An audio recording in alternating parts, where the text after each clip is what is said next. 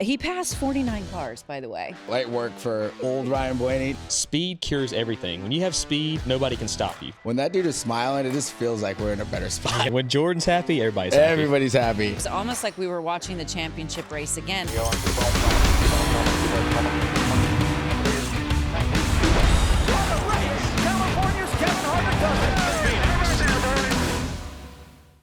Hey everybody, welcome into Kevin Harvick's Happy Hour presented by NASCAR on Fox. I'm Kaitlyn Vincie alongside my buddy Mamba Smith, and this is not Kevin Harvick. Good call. This is Layne Riggs, which we're stoked to have you today because Kevin is doing a little vacationing. Yeah, most recent winner in the Craftsman Truck Series, Layne Riggs. So I wore this is my only Truck Series shirt that I got. So I wore my Ron Hornet. I got the GOAT here and got one of the up and comers over here. He had to support you. It's great to be here with you guys. I watch the show all the time, and I know I got some pretty big shoes to fill today. So I'm going to do my best and try to hang out and talk some racing with you guys. I'm glad that you're here. Yeah, it's been a good year for you already. By the way, we would be remiss if we didn't at least mention the fact that you won just a few weeks ago at St. Pete. Yeah, St. Pete was awesome. I mean, we had the first double this season with the IndyCar Series, and man, what a great crowd! And so many people I talked to at St. Pete, they're like, "We've never seen NASCARs before," and I'm like, just wait, you guys will figure it out. So, no, it was a great crowd, and we got the job done. Had to fight from the rear of the field, didn't get to qualify, but man, it was super great racing. To be a street course, it had a lot of passing zones, and my team gave me a great truck. Got Long John Silver's victory lane. They've actually their first win in NASCAR. They've been in the sport forever, so that's right. Really cool for them. And like I said, it was a great event, and I'd love to go back next year. Your dad was kind of stressed, though. You said he was a little stressed. He was spotter between turns 3 and 4, and after the last lap, we were like running out of fuel and went through his section. Somebody snapped a picture. He was like on his hands and knees in the spotter stand, like his hands over his head. He was worried, but we got the job done. It was like I said, it was a great race and a lot of great feedbacks from it. So it was super cool to do it there. And after especially the first 2 races of the year, just not going our way. What a great rebound. Well, we appreciate you filling in here for Mr. Kevin Harvick. It's great to have all of you with us. Welcome into this edition. Where can people follow us on social media, Mamba? Harvick Happy Pod. There you go. Before we get too far into it, I got to make sure. So, guys, I got some. These are actually very cool. All right, these are really cool. Shout out to my boy Happy Hour on them. Levi Law and Kaitlyn. Bro's got the box. Law with him. Kicks. I've given you a pair as well. That's awesome. You totally surprised me with this. Well, yeah, that's what surprises are for, guys. Thank you. I wondered why you asked for my shoe size. Well, I was like, why does he need to know that? Yeah. That is super cool. And he's a big race fan. He's out of Charlotte, so that's awesome. It says Happy Hour on Carolina Blue. Yeah, Kevin Harvick's Happy Hour. That is so cool. Thanks, buddy. Hey, you're welcome. I appreciate that. Yeah, Kevin doesn't get a pair now. And neither does Layne. Sorry. Sorry, Layne. I didn't know you were going to be here. I had this whole thing planned up. It's all good. No hard feelings. That is awesome. Thank you. I appreciate it. So today we have to recap everything that happened in Phoenix, preview Las Vegas. Yep. I know we have some very MJ-themed sips coming down the line. Winners, so we're gonna go down that path. There we go. We're going down that path. Okay, so let's start with the Cup Series and everything that happened out in Phoenix. Ryan Blaney, your guy, with a very impressive performance, I might add, because this maybe is one of his most hard-fought wins he's had yet, given the amount of attrition that this team faced. Multiple loose wheels, having to pit in his teammates' pit box. He passed 49 cars, by the way, on the way to the victory. Yeah, light work for ORB. I'm going to call him ORB now because he's older now. They're not YRB. We're old Ryan Blaney. No, their group got it done. And I think that was just a testament to their championship pedigree. Like, I think back in the younger years, maybe that would have been a meltdown Ryan Blaney moment, and it wasn't. And they locked in and got the job done. I also think that this weekend was almost as important as the Indy 500. And Brickyard 400 is for Team Penske as a whole. They won the IndyCar race with Newgarden, and then they honestly dominated the weekend. Like the 22 sat on the pole, the 2 qualified really well. Obviously, Ryan had a lot of speed. You could tell off the beginning of the race that Ryan was going to be up there, and they just kept going back and coming back to the front, going back and putting on a real show. And then at the end, it was like, all right, man, like it's time to cowboy up. It's time to cowboy up, and he got it done. So it's pretty cool to see that happen for him. To your point, I just feel like we've seen so much maturity out of Ryan Blaney now. I mean, he's a former champion, but like you said, in some of those moments in the past, it maybe would have derailed the whole efforts. But he's a dad now, and he even said winning feels different as a dad. I look forward to hearing more of his thoughts about that on Victory Lap. But what did you think of Ryan Blaney's performance? I thought he did a great job. And anytime as a driver, when you have to go to the rear of the field and you see all those cars in front of you, like just naturally as a person, you're like, there's no way you're going to get to the front. I mean, you got dirty air, your car feels terrible in the back, but speed cures everything. When you have speed, nobody can stop you. And obviously nobody could stop Ryan Blaney on Sunday. And Penske did not skip a beat. The higher horsepower, low downforce package, they haven't skipped a beat. They were just as strong as they were last year or stronger. So just a testament to Team Penske, Roger. I mean, the captain, he's the man for the reason. Yeah. Banner weekend for Penske. You've been in a situation like that, though, in the past. And I'm thinking of the Bristol race last year where you had multiple setbacks. What kind of like mentality does a driver have to shift into? I mean, I know it's your job, but being able to overcome the obstacles. It's tough because you lose your track position and it puts you in a scenario where you have to be more aggressive, but then at the same time they're saying, don't knock the nose off of it, be careful. It's like, but I got to pass 30 some guys to get back to the front. So for me, it just lights a fire under my butt and just makes me want to go back to the front and just prove to everybody like, and the Bristol thing was my fault. Obviously, the Blaney thing wasn't his fault, and you get really frustrated in those situations. The other one was I messed up, and if I don't win, I'm going to feel really bad. Yeah. So I was like, I got to win for my guys because they deserve it, and they gave me a good truck, and I made sure I did it. Yeah. You think that was a championship caliber performance there out of Ryan Blaney? Yeah, company? I mean, I think if you look back to last year, this is the same 12 team that we saw with a lot of speed, carrying the Penske banner, carrying the Ford Racing banner in the Cup Series, and they're picking off right where they left off. And now I think he's second now in points. Already got an early win. Yep, 165 he's at. 165. So that's, there's only two guys that have won races in 4 races this year. It's Tyler Reddick and Ryan Blaney. I think you also look at the team aspect. When he had that loose wheel and they had the awareness in mind to bring him into the 22 pitch stall. Yeah. I think that's a massive moment because he didn't lose nearly as much as he would have, especially if it falls off. Yeah, if it falls off on the track, you're screwed. Yeah, I mean, he would have lost, 2 pit guys that week? I mean, that's detriment. That's something we've seen last year started happening when teams had the wherewithal to know, okay, I'm going to use a teammate's pit box to get these tight again. Yeah. And so Joey Logano's team came in with the assist. It was kind of funny because they were all doing the high fives and like, hey, great job on our stop. Yeah. I think they got them all first. They were all excited. And they're like, there's another car here. There's another car here. But that's the type of thing that teams need to do if they're going to win a championship is having to be able to overcome in those moments. Yeah, I think when you get in those scenarios, you really you practice those a little bit, and it's about being adaptable and changing to the situation that you have right in front of you, and everyone being on the same page of what that thing is. The fact that they have 4 cars that they can do that at, right? Change it. Like with Layne's situation, if he had to do that, that's kind of tough because you only have one teammate on the track with you. Yeah, for sure. I mean, Chandler Smith, with us, we don't even know where each other's boxes are. Like, and that's something that we might need to figure out, right? I mean, hey, maybe you bring up a good point, Mamba. I mean, after last season, seeing it for the first time in such a freak scenario, I mean, I'm pretty sure this is something that drivers have to study and plan and say, 22 stall number 1 this week. Make sure if you have a loose wheel, we know we're going to go by his box. I mean, that's a lot of preparation and time, and that's why we're seeing it so much more often. Yeah. We're talking about tires, which brings me to stage 2 when we started to see a lot of right fronts going down, which we knew this was going to be a possibility going into this race based on past trends. Were you surprised that it took as long as it did? I mean, I think, there's a couple of different things that were going on, right? Like the package that changed that, how aggressive you are with the car, and you're trying to find all the grip, and this track wears tires out pretty aggressively, and the long runs that we were having, and you saw the tires failures kind of happening in bunches, like at the same time. So obviously the length of those Goodyears were getting maxed out, and the teams will push them to the limit, but this is part of the attrition of cup racing. You know what I mean? It's part of what you do. And you saw SVG. He had a flat. He spun out. Multiple times. Has spun out now twice in 2 races between here and Atlanta, and comes back and doesn't hit anything. Comes back and finish. I think he finished 11th.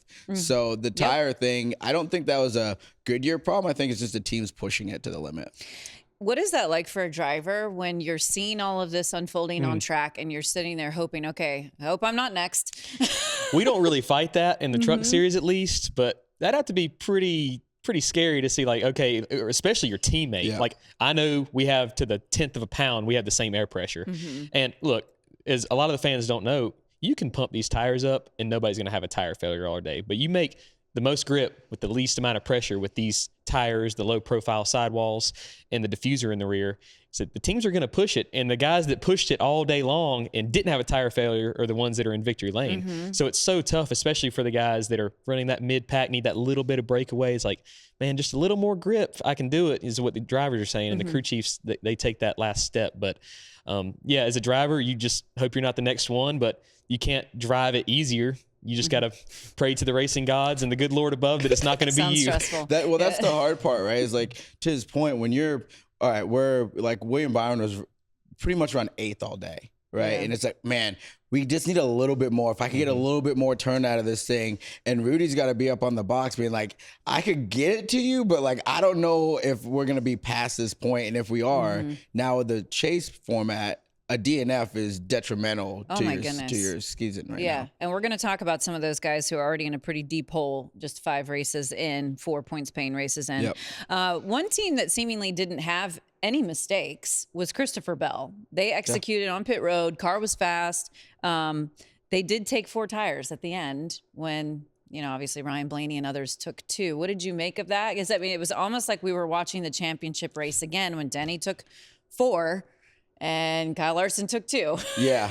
I think it's the thing is, in this situation, in this scenario, is the 12 was so fast. Yeah. Like, he was so fast all day. So it wasn't like we're trying to take 2 to steal 1. We're taking 2 just to get the track position and stay up front, because we believe that once we get in the lead, no one's going to be able to get to us. Now, the 20 was coming. He was hauling the mail. A few more laps, I think. He said he probably would have got him. The dogfight was on, but that's what we love. We love this racing for that, right? We love the different strategies. So I think the fastest car won the race, but the strategy worked out. But you have a overtime finish, one more caution, something different. The 20's going to victory lane. Yeah, what'd you see out of Bell? Yeah, I think that through the whole day, when you saw the Penske dominance early, I think they were 1, 2, 3 for the majority of the race.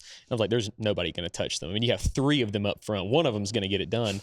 And then after Blaney had his issues, Logano kind of fell off a little bit and didn't have the long run pace. I'm like, Bell's got the best car now. I mean, he was just smoking them. Yep. It was crazy.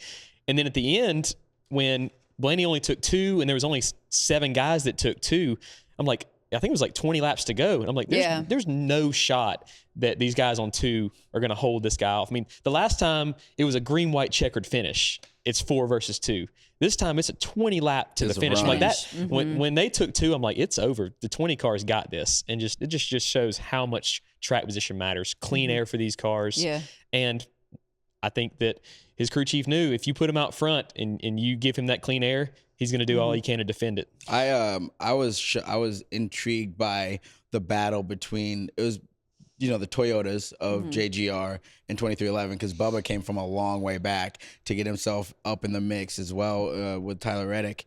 And then the Penske cars. That was the whole top 10. And it was just a dogfight. And then the Penske cars, by attrition, started losing bullets, and it got down to just this one, and it was interesting to see that unfold. You mentioned Bubba Wallace. He is 3rd in the points right now at 153. It's pretty awesome to see that. He's having a good year. Like, Layne, maybe you have some good perspective on this. When you're having a season like that as a company, right, but your teammate may be the one getting maybe the best breaks, the luckier breaks, and like finishing them off and winning it. But you know that you're doing just the same amount to win those races. How tough is that, staying locked in? Yeah, it's hard because you see and you're like, man, he's got equal equipment. And, you know, I look at last season with Chandler Smith, he was in the new team in the shop. I mean, they just got that team together last minute. Threw it together, yeah. Threw it. I mean, he talked about it all season long. They just, I mean, literally, it was like after Christmas, they're like, we're going to start a second team. And I was like, what? And they did that. And we struggled to start the year, and they got the first 2 wins as a company. And then your question, like,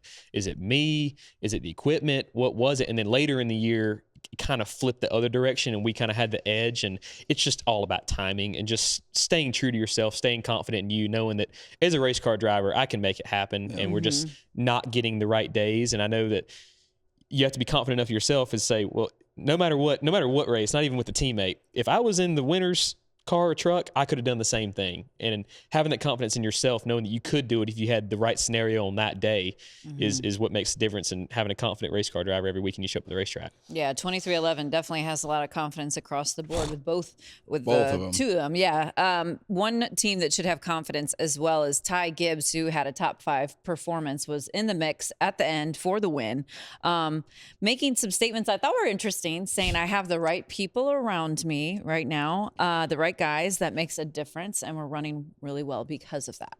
Yeah, I mean, I think we all were monitoring his statements. His statements, the JGR deal with Chris Gabehart and how that's all going. Obviously, I'm not going to speculate if that's what he's talking about or not, but it does matter having the right people. And I think when you have a driver that feels like he has the group around him he can trust. that he can trust and that you're pulling for him, I think that matters a lot. And obviously the relationship at JGR with Chris Gabehart and them was a great one, but it didn't just deteriorate overnight, right? So one could think that, okay, maybe there was a little bit of friction there in that relationship and it just wasn't working. Some of those things just don't work, but it's working right now for Ty. I think one of the moments that probably allowed him a shot at this win was him almost running over his cousin. This is funny. Jackson. Jackson Gibbs. Yeah, Jackson Gibbs, front tire changer, 2-tire stop, right? We were talking about that off camera. 2-tire stop. And this was how they got the lead. Jackson jumps from, here it is. So Jackson jumps from middle? Yeah, right at the Camry, all the way over. Very athletic just go. Display there for the former football player. Felt the heat off of the hood of that car. So, Layne, let me ask you, in that situation, you just got to go, right? Like, you guys are trained when the jack drops to go. Yeah, when the jack drops, you go no matter what. And I've had conversations with my front changer, Blake, and I was like, do I need to wait on you a little bit? He said, I don't care if I take a bumper to the shin, go. He's like, I'll figure it out. Blake's and I was a like, dog. I was like, okay. Look, he's got the mohawk and everything. Shout out Blake, by the way. Shout out Blake. So, no, he's gonna like that. But no, he said, "Go. I don't care. I'll figure it out. As long as as long as you don't hit me so hard, you knock my gun into the next box. We're good. So just go." Oh, that's exactly what happened. But I do think we're seeing a lot of maturity. I've been using that word to describe Ty Gibbs because it really does, to me, seem like he's coming into his own in this series, and it really hasn't taken him that long in the grand scheme of how long he's been there. Yeah, no, and when you look at Ty, he's a winner. He's been winning since he was in late models. He's won at every single level. He's going to win at the cup level, but you got to have all the pieces together. And Kevin always likes to talk about your circle of life. If you don't have the circle of life together, then it's really hard to make anything really go, anything be really successful. And I think Ty is starting to get that. I think he's growing into his own person and who he wants to be. I think that translates directly into being a better race car driver. And now, when you look at the company, like we're going to get into it here, but like Briscoe being so far back, like now he's got a big hole to dig out of, and Ty is in a situation where he's like, no, we're in a good spot, so I don't want to lose this. So he needs to just keep stacking days, stacking those days and stacking those points. Someone in the Penske stable who had a rough go there at the end was Joey Logano. And I want to go back to the incident. This started the 10th caution of the day. AJ Allmendinger kind of got into Joey. It sent a chain reaction. What did you see from that incident, Mamba? I mean, it's just a tough restart, right? They're getting all they can get. It's getting into the craziest restarts in the game here. Or here. You're 4 or 5 wide and the gap just closed. Layne, I feel like it was one of those deals where they come out of the dog leg and the AJ was there and then the hole just closed. AJ tries to get out of it. He just barely catches the 22 and then it sends that chain reaction going. Yeah, and a lot of the people that watch the race don't understand. I mean, we listen to our spotters a lot. I mean, I've heard 6 wide through the dog leg. He's like 6 wide, 4 inside. Like, it's just, it happens so quick, you don't know what's going on, and you have to be really aware of your surroundings. But the spotters, they're in turns 3 and 4. They're looking directly away from this. Like that camera view you just saw, that's what the spotters are seeing. You can't really tell depth perception-wise where they're at. So, I've watched both the in-car cameras, and it's like Joey felt like he only had one car on his outside, and he was all the way at the wall, so he came up. And AJ had this massive gap in the middle, and he had a run. You got to take those runs that are there, and it's hard to place blame on either of those guys. I mean, that's just the Phoenix chaotic restarts that all the fans crave to see. Kind of one of those racing deals. I will say Fox had a great in-car camera of Joey when he got hit, and from the outside, that looked like an extremely vicious hit. And I'm not saying that he didn't feel that, but it looked like everything, the safety of everything, did what it was supposed to do. So that's always a great thing when you see that. That was the incident that ended Joey Logano's day. Prior to that, there was the 8th caution on lap 217. Starts with Joey kind of getting into Ross Chastain. Once again, chain reaction, bunch of drivers knocked out. Vicious hit for Austin Cindric in the process. Yeah. That had to hurt. Yeah. That had to hurt. This one was a little different because it was on a restart, but like down when you get down off the flat, it's super bumpy. It's super rough. And I think it was one of those deals where Joey got to the bumper right at the same time or right before Ross went over one of those bumps, and it just kicked him sideways. And like after that, it was on, and they just slid all up the racetrack right into everybody. Cindric, to your point, takes a big hit here. So you see it, they go over the bump, and then all of a sudden the one is sideways. Oh, God. When you get pinched into the wall like that, you hit once and then you hit twice. That second hit definitely hurts more. Yeah. I mean, anytime you hit a wall is way worse than hitting a car. Yeah. We have safer barriers, but those walls don't move. There's concrete behind those walls. And I mean, I'd way rather hit a car. People ask all the time, how does flipping feel and all that? I've never flipped, thankfully, but I'm like, from what I've heard, knock on wood. Yeah, but seriously, it's like, we don't want to jinx that. Hitting a solid object hurts. And I know for Austin Cindric, I know he's sore today. He said after his infield care center visit that it's frustrating for him because they've had so many fast cars to start the year, but he doesn't feel discouraged. He said, the team has shown me a lot in the first 4 races. And I don't think these numbers are reflective of where he's been, because he has been in the mix a lot so far this year. Yeah, I think for them, they just got to buckle down. They just got to start getting stage points, start getting some finishes, finish out these deals. It's not like it was last year or the last few years where, all right, we've got wrecked. Well, we can gain it all back next week by winning a race. There's just no way to do that. Now, you obviously want to go win races and you want to be up front, but finishing the races now are probably almost more important than winning the race, because you need those points to keep it going. He's got a long way to go. I think I wrote it down. He's 173 back. Yeah. That is deep in the field right now. Big hill to climb. But we are starting to get into a more steady rhythm of tracks. Like to start the year, it's been kind of crazy. You've had the 2 super speedways, you have a road course, you go to Phoenix, which has its own challenges. Now we'll be going to a 1.5 mile, Vegas. We're going to Darlington. We're going to Martinsville. So I think we'll really start to see a good read on like where everybody is at. So he had a frustrating day. So too did Chase Briscoe. You mentioned him earlier. Again, like I look at his finishes, 36th, 2nd, 37th, 37th. And he's like led laps though in every race. Yeah. Layne, I think it's one of those deals where they got to do the same thing, but they just got to go and finish. Like they got to do the same thing that the 2 has to do, but they're faster on a week-to-week basis. So I think they have the capability to at least get into the chase with their speed, but you can't let it go. I can't have another week like this. Like I think all the mulligans are gone. Like I think he's got to string together like 20 straight of like solid finishes to get into this thing. And I was pretty frustrated for myself after Atlanta, 2 in a row, and I'm like, that's terrible. We went from like 26th to 5th in points in one race. So a lot of people don't realize those wins and that 15 bonus points when you win a race, that's still a lot of points. And you see, I mean, that credits Reddick to having such a point lead over second right now. And something that I've talked with my team about is like, if we're in a hole, you can't have bad days. You got to have strong days. You got to have solid days. Well, the guy that's leading the points has that same exact mindset. We got to have strong days. We just got to finish. Got to have good days. Can't have any more bad days, or can't have any bad days, period. It's like your mindset really doesn't change. It's the same either way. If you're leading by a lot or you're in a big hole, you just got to go out there and have solid days. And you're going to hear that a lot this year. Solid days. That's what matters. Finish races. I think that the stage points are definitely going to help. Like they lessen a blow. I think that's an important part to the season structure right now, because you can make up more And even if you don't win, to your point, well, I got second, and look at all these stage points we got. That's a really good thing too. Yeah, Chase Briscoe, we've been talking about him, 47 points. Austin Cindric, 52. So already in Briscoe's 178 back. This is what everybody wanted, though. We wanted this. We wanted this system in place, and I do think it's going to make it incredibly intriguing as the year continues on, though. Yeah, it is, and I think one thing that I've been thinking about this whole time is by the time we hit, the in-season challenge. Right, so I think there'll be about 6 races to go before we're into the chase. There's going to be about 5 guys probably locked in.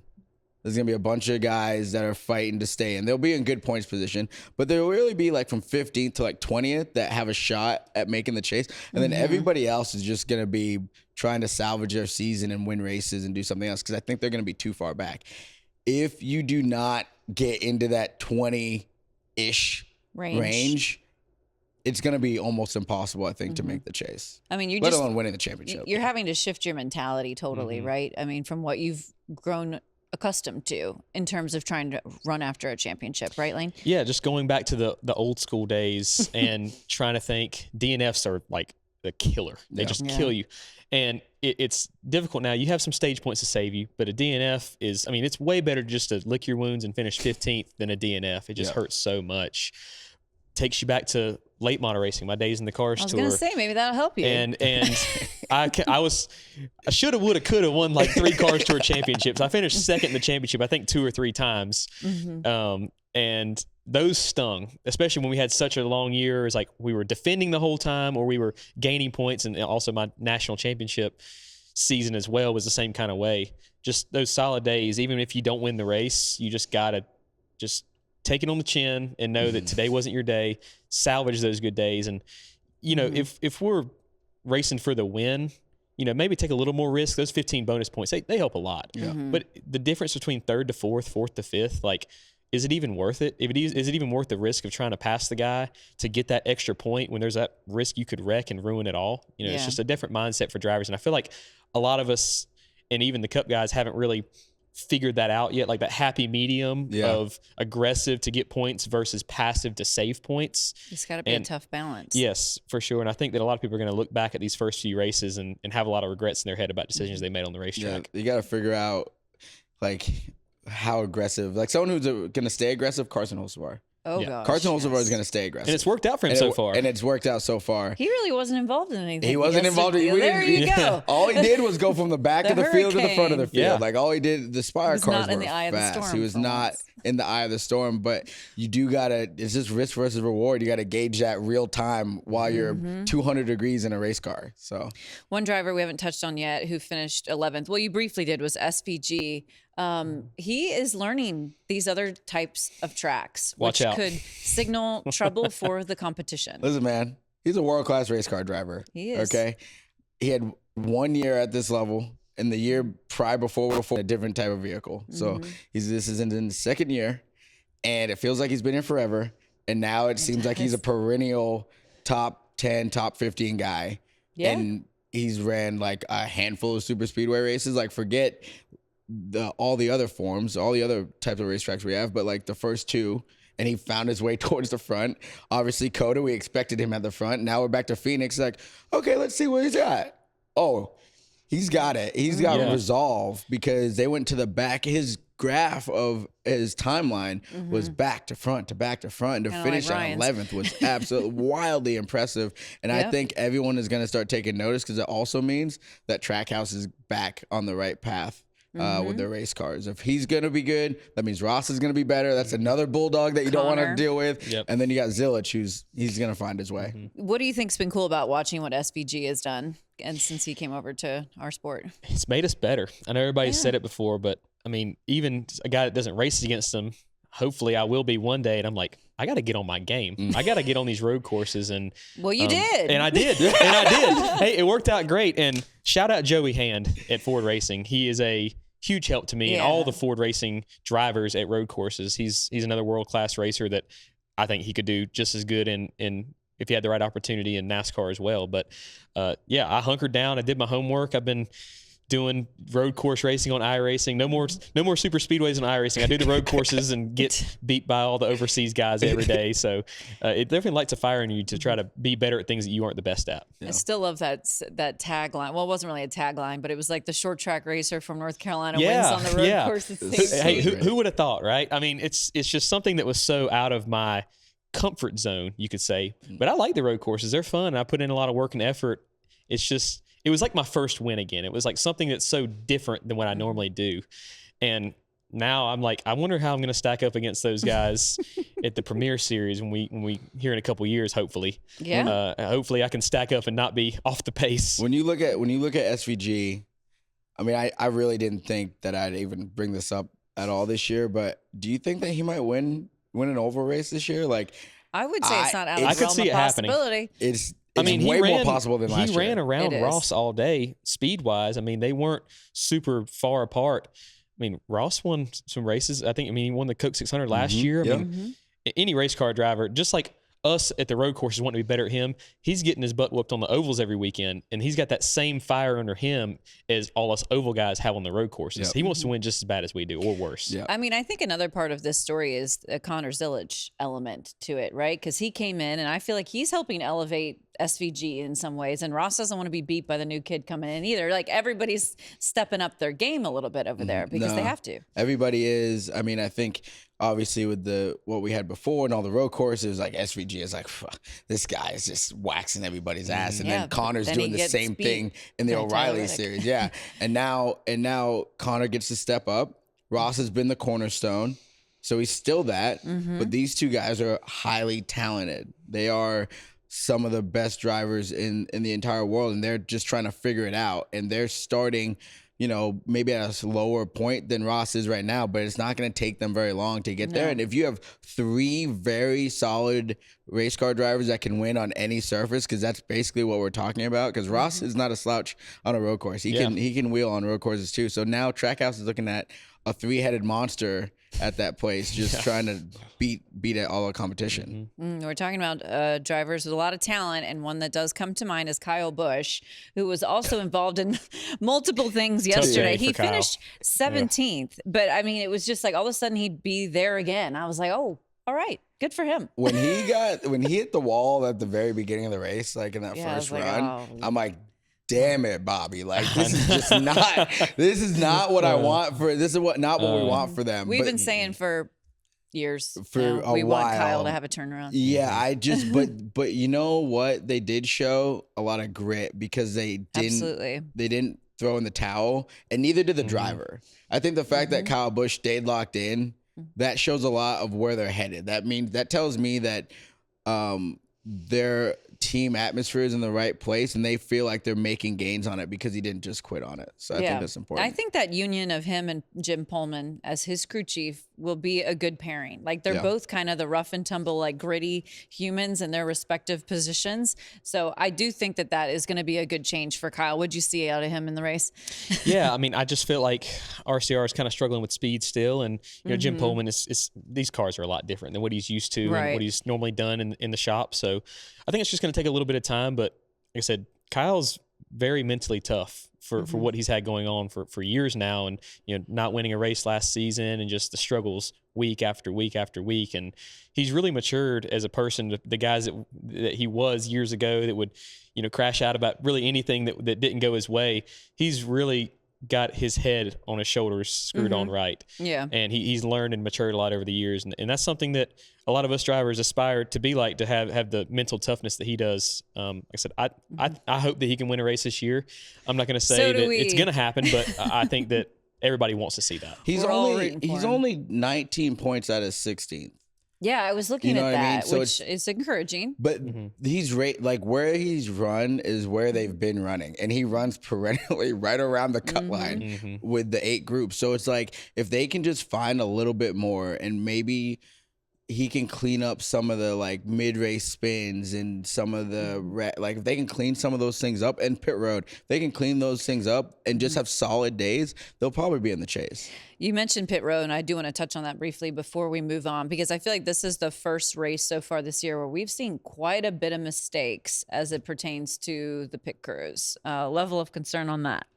Well, you better get it. You better get it together, get it right. Because people, these race teams do not sit on mistakes anymore. They will exchange and change and move pieces swaps, in and out if they think that you're not getting it done and you're the one holding back the team from winning.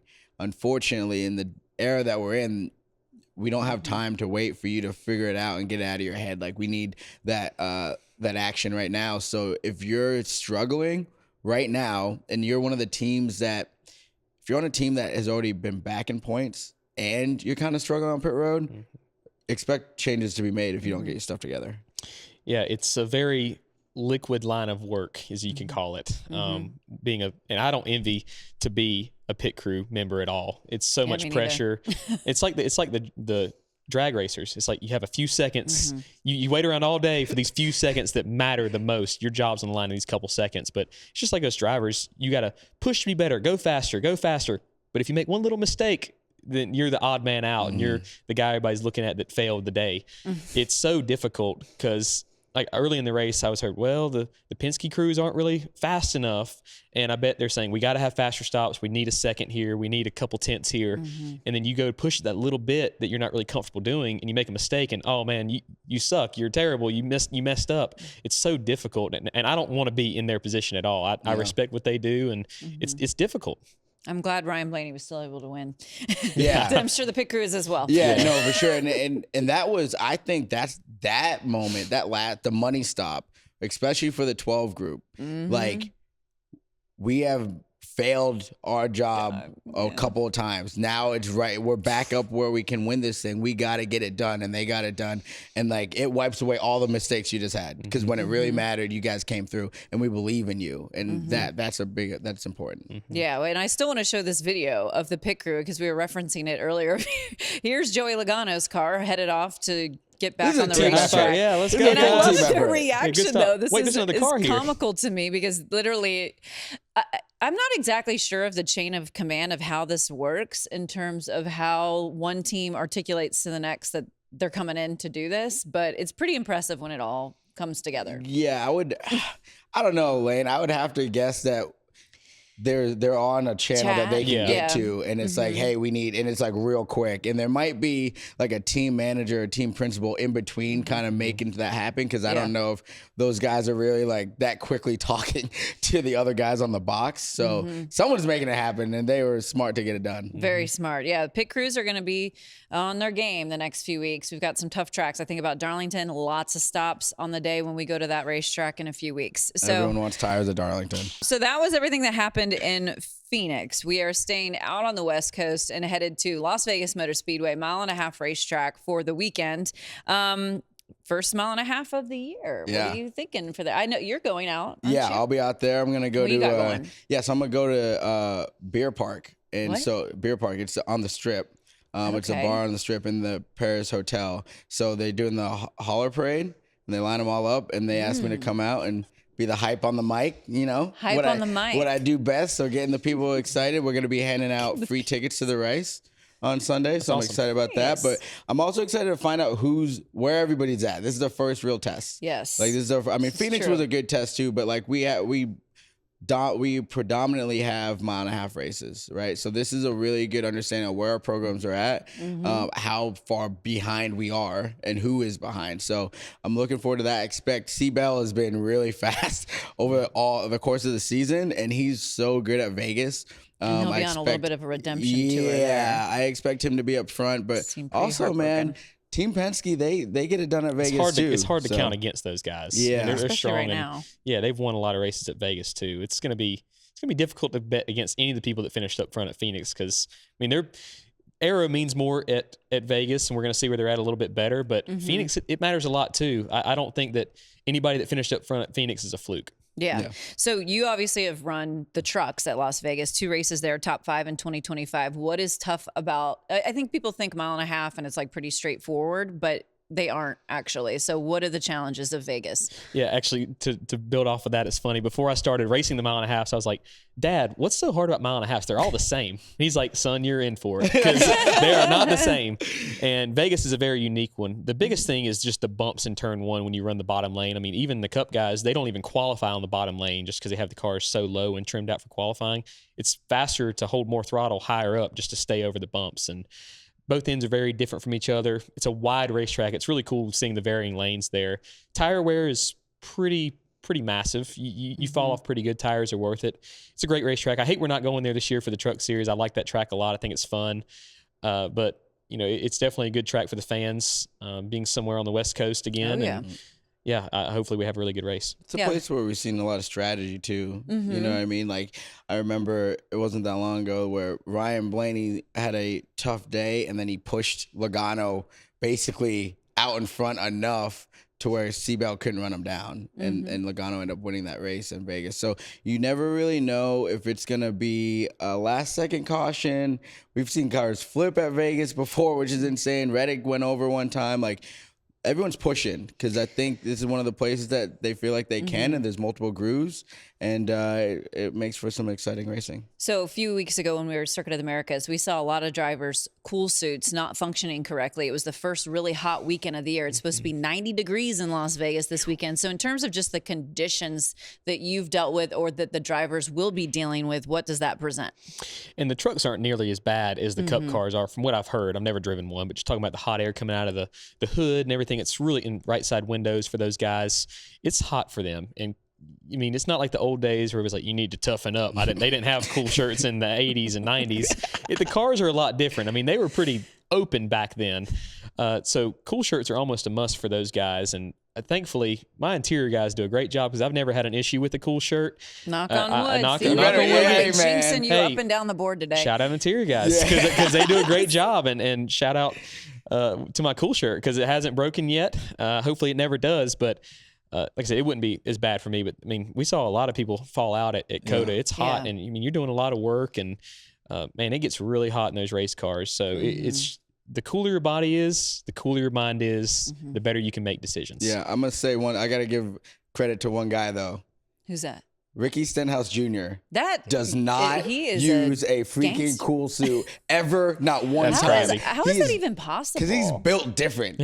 He's a That is dog. wild, though. I need to ask him about this tomorrow when we see him because, I mean, you would think you would want to use every possible resource available to you to improve the performance. But you would think, but I guess he doesn't. I guess he's like, no, screw it. I've used a cool suit one time, and it was night and day. Having that thing. Yeah. I'm like, I'm a whole new driver all over again. Like, you can run 5 more of these. It's no problem. Yeah, no problem. So it makes a difference. But yeah, weather this weekend will definitely be tough elements for everybody who is out there. Yeah, take your sunscreen. Take your sunscreen. I want to briefly touch on who are we very concerned about. Level of concern for a team. I think one of the obviously, ones is Alex Bowman right now. He was not competing this past weekend due to vertigo. Anthony Alfredo was the reserve fill-in driver for the team, but they're in a tough spot. They had tough races to start the year. Now this major setback. And it just feels like I feel for Alex because it just seems like every year there's something that happens to this team that's keeping them from really producing the results they're capable of. Yeah. One shout out to Anthony Alfredo for coming to the racetrack prepared, doing his job. He did a great job in that thing. He got caught up in a wreck, but like for all intents and purposes, he did what he needed to do for that team all weekend. But when you talk about Alex Bowman, I feel bad for my guy. Because to your point, it just seems like there's always something that's kind of holding him back. And he is a very good race car driver. He's won at the Cup level multiple times.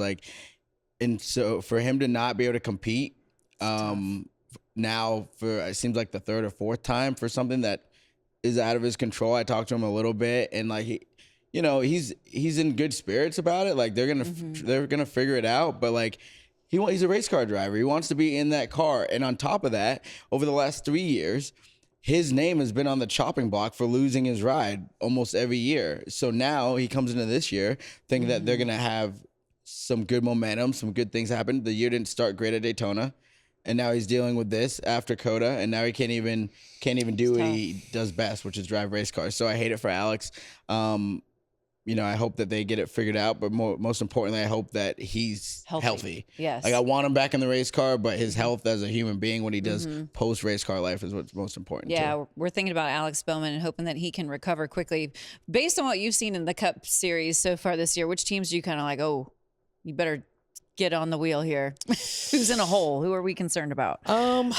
I feel like so far we haven't seen as much speed out of the Hendrick camp as we all anticipate. You think of the big three. You think of Penske, Gibbs, and Hendrick. Of course, they have their new Camaro body this year. That's a good point. Yep. I think that has a little bit to do with it. I mean, the balance is off. Don't know quite what you need in your race car. It's kind of, any change you have is going to be difficult to figure out because it's definitely different. I think that though there is some speed to what they did, they wouldn't create a new nose or new body if it was worse. Right. So it's definitely going to be better. They just got to harness that energy. That's a great point. That is a great point. They're not going to make it if it's worse. Yeah. Like, it's just the point blank period. Yeah. So I think that as the year goes on, we're going to see more speed out of them, and they're going to figure it out. As always, when has Rick Hendrick ever failed as a team owner and had bad cars? I know that he's had his years, but they're going to figure it out for sure. But I think that it's just going to take a little bit of time. Kyle Larson's always very good when we go to Las Vegas, and he showed a lot of promise yesterday, too, at various points in the race. So what do you make of Hendrick right now? Because Kevin's been saying it for a while. Like, this is the point in the season where we're really going to see that new nose and, like, what they're up against or what they're still trying to figure out with it. Yeah, KH has been, I wouldn't say concerned, just intrigued about that situation. I'm pulling up the points right now, and so you look at it, Chase in the 9 is 4th. Kyle Larson is 5th, William Byron, or 10th, sorry. I just did that backwards twice.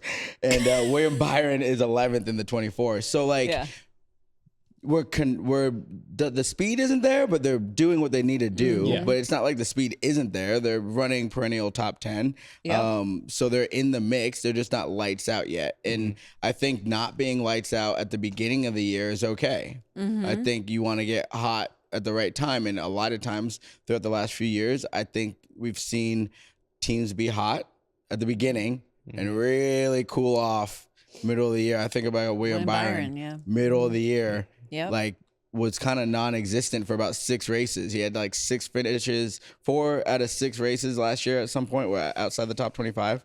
Still won the regular season points by a full race, but like, that's not what you want when you head into the postseason and your chase time. So I'm not as worried about the Hendrick team. Yeah. I am very, very concerned hitting the panic button on the 19 of Chase Briscoe. Not because I don't believe in them, not because they're not fast, just because the hole that they're in is massive, and it's just going to be a lot. So I'm interested to see them start chaining together some wins. Well, it's crazy because what did we say the number is until the postseason? It's only like 22. Which sounds like a high number, but it really isn't. It's really not. You think about if you're already way behind the 8 ball and the amount you have to make up. Yeah, we think about it as a 38 race season or whatever, but it's not. No. Is a 26 and then a 10. Correct. So that's the big difference. We have to differentiate that. Yeah. So you're not going to Vegas, obviously, because the trucks aren't racing. But you said you were in Sim this morning working on Darlington, right? Yeah, working on some Darlington stuff. I got some good tracks coming up for us. I'm excited about Darlington, Rockingham, Bristol, a track that I've been really good at. So got a good little slew of them coming up, and always trying to spend time at the Ford Racing Simulator. Get pretty much all the sim time I want, which is great. And shout out to them and thank you. It seems like it's been paying off for us. So absolutely. I came over here trying to get a little unzombified. When you're it's crazy. You wake up in the morning, you drink your coffee, you go, and then they put you in a pitch black room, and it's like, go drive, and it just gets like Groundhog Day. How many hours were you in there today? 4 hours. I go 4 hours a week. So usually Mondays are our day for front row. Myself and Chandler Smith. We learn a lot, and the team has the rest of the week to kind of decipher through the data that we made, and got some time to figure some things out. So it's always good. I try to spend as much time in the sim as possible. It's only as good as us drivers make it. Yeah. So you did that today. I will be joining you in Nashville tomorrow to preview all of the motorsports that's coming to the state of Tennessee, IndyCar, NASCAR, NHRA. So that'll be cool. We'll be doing a little activity tomorrow for Bristol Motor Speedway. All right. Guess what? What? It's your turn. I get to stop. Layne. What'd I do? Welcome to everybody's favorite part of the show. God bless. Mamba's social sips. And if you don't take a sip of that, you're not doing it right. This high quality H2O. That's some good H2O. You're not doing it right, he says. All right, ladies and gentlemen. Ever since the season has started, Michael Jordan has been, even when the season ended, Michael Jordan has been the face of the conversation. Oh, yes. They didn't win this weekend, but before the weekend started, he got a shout out from a one Irvin Magic Johnson, which I just think is really cool because, like, Magic Johnson is one of those high level athletes. You guys, if you're not watching and listening, Magic says, I want to congratulate my friend Michael Jordan once again. His 2311 Racing team won its third straight NASCAR race to start the 2026 season, making NASCAR history. And I just think it's cool when we keep getting these other high-level, high-profile people interested in our sport. I mean, I think that once again demonstrates the Michael Jordan effect, right? Like he's really introducing it to people who probably never paid attention to the sport before. There were multiple like media outlets out at the track this weekend covering the team. He's just elevating our sport in such a unique way. And what him and Tyler Reddick are doing, and Denny Hamlin obviously is the co-owner, it's pretty special. Like we haven't seen something like this in a long time.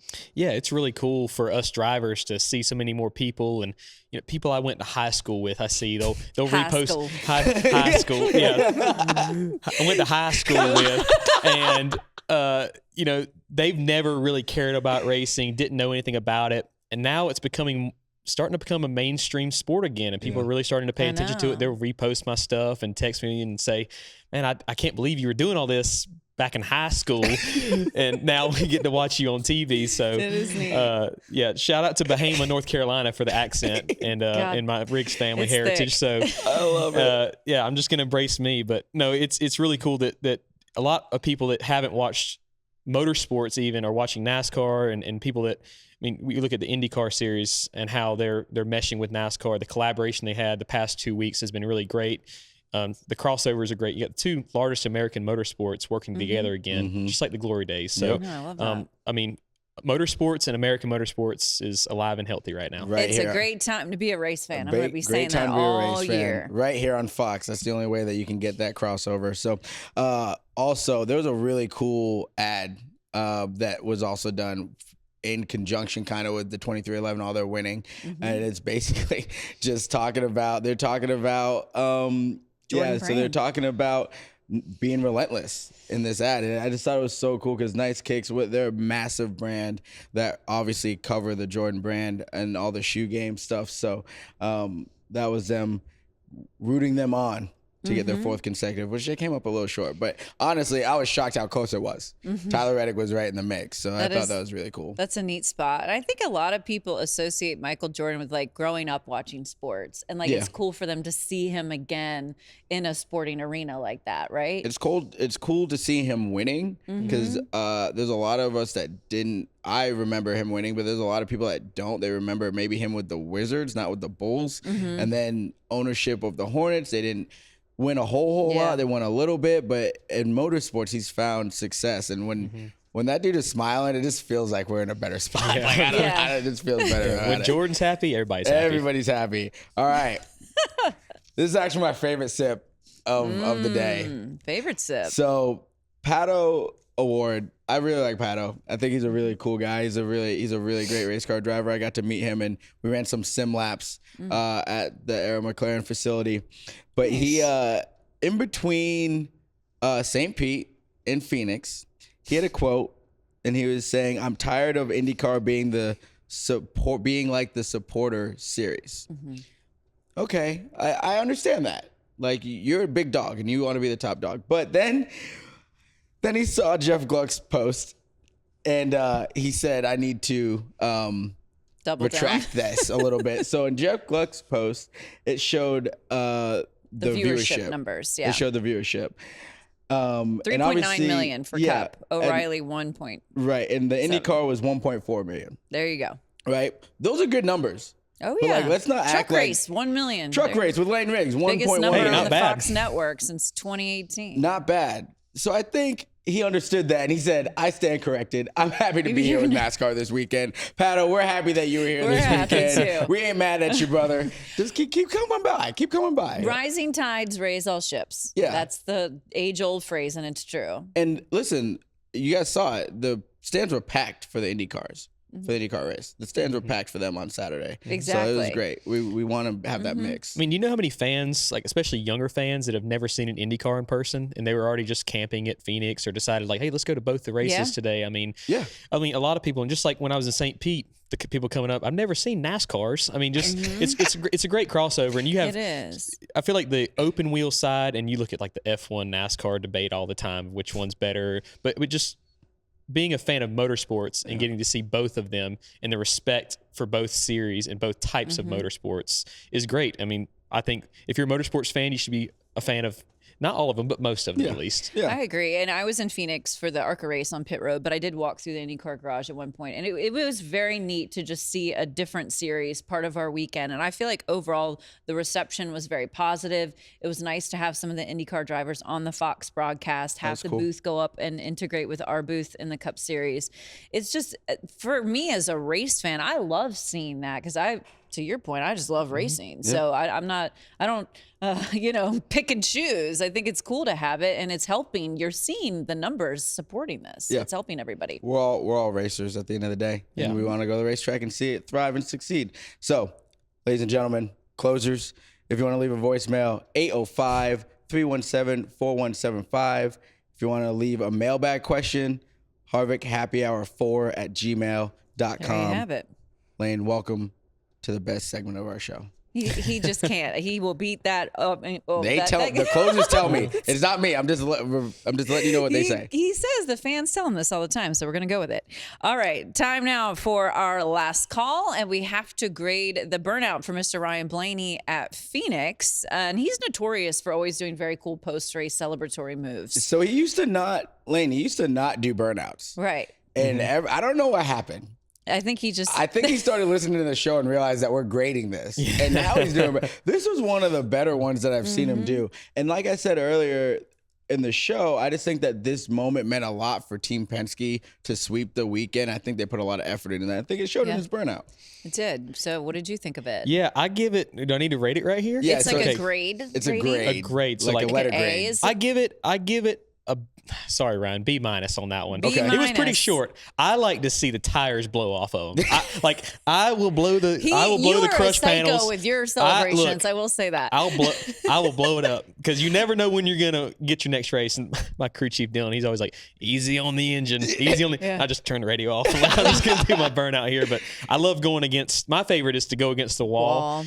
And all my crew comes in front, and they're all hyping me up. Yeah. And after the race, they're like, "Man, your water temp got hot," and I'm like, "I wasn't looking at that." But I like the long burnouts. And then what about his car rolling away at the end? They didn't show it till later. I thought it was worse than it really was, but it could have been chaotic. Yeah, I will say, I want you to think about your next burnout a little bit, your celebration, because I want to be able to bring it on the show.